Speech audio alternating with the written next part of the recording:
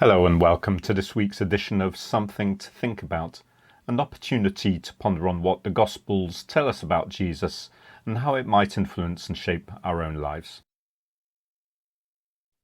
Those of you who have watched Something to Think About on a regular basis won't be surprised to hear that Jesus and certain sections of the religious and political establishment didn't really get on terribly well.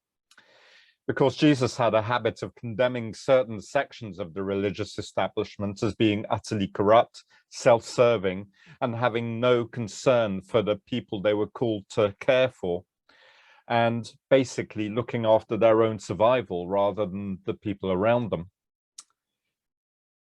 Being at the heart of the religious establishment today, being a minister, makes me a little nervous, as a great deal of time seems to be spent propping up an organization that seems to be facing challenges from all sides. It is about this time of year in churches up and down the country that we will be hearing a reading that talks about the kingship of Christ.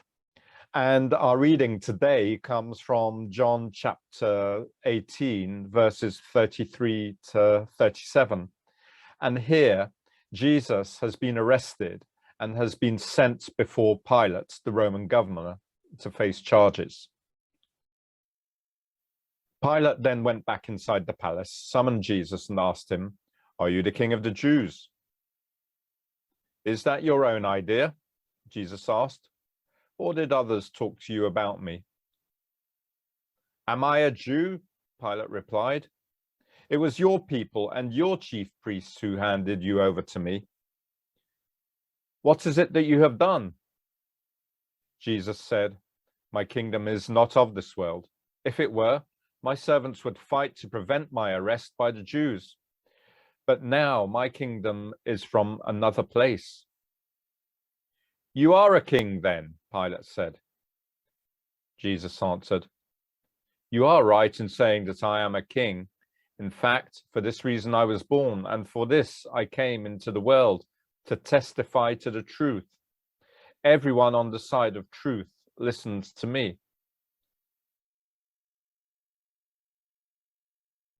Now, Pontius Pilate is a Roman governor.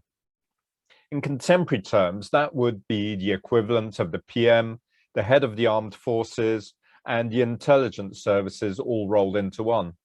He's the top dog. What he says goes, and he's been placed as governor of that part of the world by a Roman emperor, and has been tasked with stopping this rebellious people from upsetting and making problems for the whole of the empire. No small task. He's a man in a sharp suit, clean, well pressed, but perhaps a little weary from being woken up during the night by the political leaders and chief priests. He is in the seat of power. But as he looks across the desk and leans back in his leather chair, what does he see? Perhaps a bit of a disheveled figure. It is unlikely that the chief priests and the teachers of the law treated him kindly. They won't have been especially careful in the treatment of him. But few people look their best when they've been arrested in the middle of the night. Certainly, Pilate observes that here is a lonely figure, unsupported even by the small group of disciples that Jesus had around him. Somehow, it might be easy to bully him. One man alone, not really representing any challenge to the Roman Empire whatsoever.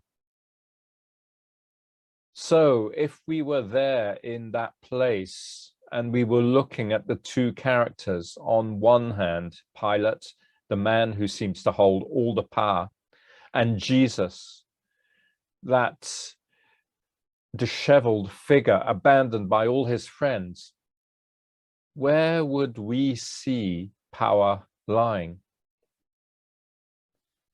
If we had been there and we'd been given the choice, I wonder who we would have opted to follow.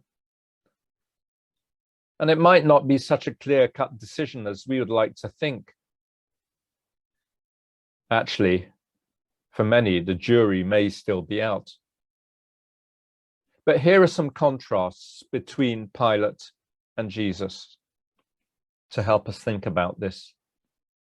Pilate uses his power and authority for selfish and political ends, with no concern for building the community, and certainly not guided by love or truth.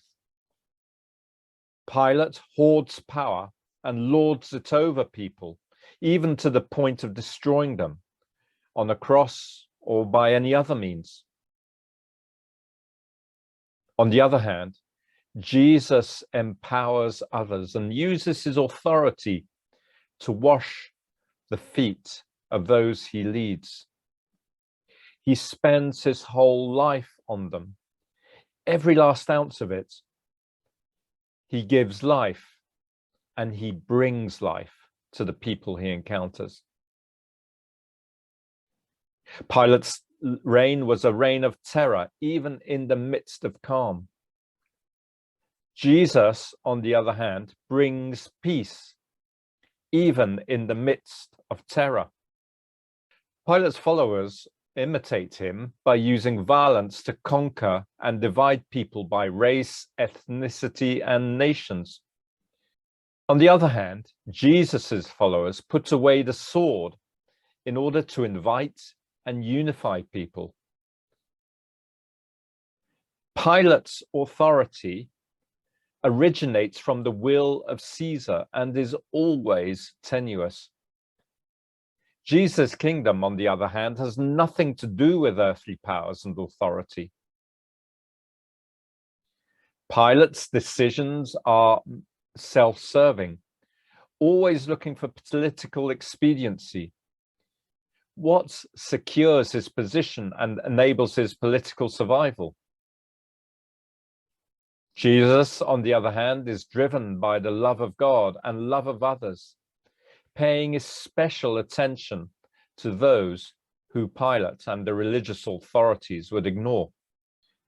So today, Pilate and Jesus present us with two very different styles of ruling, two very different styles of kingdom. And in that scene, in the Roman palace, who would we back? Who would we seek to give loyalty to, Pilate or Jesus? As the game show once said, the decision is yours. Thanks for watching and see you again next week.